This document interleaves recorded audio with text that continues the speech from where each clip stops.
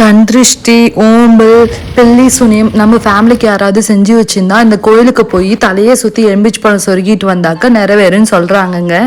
இப்போ நம்ம எங்கே போயிட்டுருக்கோம் அப்படின்னு பார்த்தீங்கன்னாக்க சேலமில் உள்ள மேச்சேரி கோயிலுக்கு பத்ரகாளி அம்மன் கோயிலுக்கு தாங்க போயிட்டுருக்கோம்.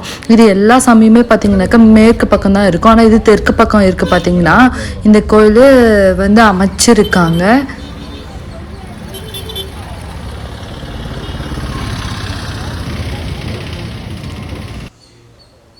அங்கே போனீங்கன்னா விளக்கேற்றணும்.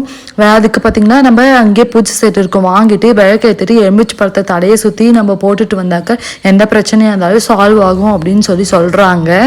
அப்புறம் விளக்கு பார்த்திங்கன்னா நெய் விளக்கு அங்கே போடணும். நாங்கள் வந்து ஆக்சுவலாக டியூஸ்டே அதுவும் போயிருந்தோம். இதுவே வந்து அமாவாசை டைமு பௌர்ணமி டைம் அப்படின்னு பார்த்திங்கன்னா இங்கே செம ரஷ்ஷாக இருக்குமா, உள்ளே கூட நம்மளால் உள்ளே போக முடியாது அப்படின்னு சொல்கிறாங்க. நாங்கள் பூஜை தட்டு வாங்கியிருந்தோம். அர்ச்சனைக்கு 5 rupees பார்த்திங்கன்னா வாங்கணும். நம்ம அந்த ரெசிப்ட் கொடுத்தா தான் நம்மளோட அந்த பக்கெட்டே அவங்க வாங்குறாங்க. ஃபைனலாக உள்ள சாமி கும்பிட்டு நாங்கள் வெளியே வந்துட்டோம். புளியோதரை வாங்கலாம்னு பார்த்தோம். அங்கே 30 rupeesன்னு சொன்னாங்க. வாங்கிட்டு கொஞ்ச நேரம் ரெஸ்ட் எடுத்துட்டு அப்புறமா நாங்கள் கிளம்பிட்டோம்.